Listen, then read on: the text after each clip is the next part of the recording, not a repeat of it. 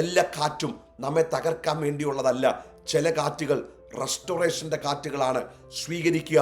തകർക്കപ്പെട്ട കുടുംബജീവിതങ്ങളെ പുനഃസ്ഥാപിക്കുന്ന കാറ്റാണ്. കർത്താവ് നഷ്ടപ്പെട്ട ചിലതിനെ നിങ്ങൾക്ക് മടക്കി തരുവാൻ പോകുകയാണ്. നാം ചിന്തിക്കും, ഒരു കാറ്റിന് എങ്ങനെ മടക്കി തരാൻ പറ്റും?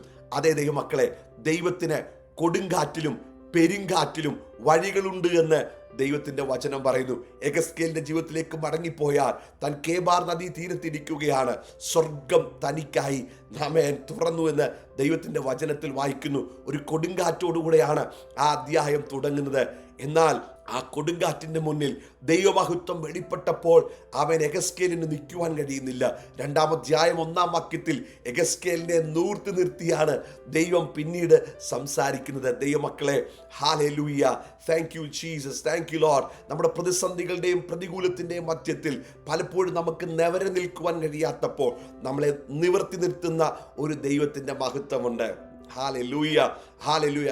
കാറ്റുകളുടെ മധ്യത്തിൽ നിവർന്നു നിൽക്കുവാൻ കഴിയാതെ നിൽക്കുമ്പോൾ നമ്മളെ നിവർന്നു നിൽക്കുമാറാക്കുന്ന ഒരു ദൈവകൃപയുണ്ട്.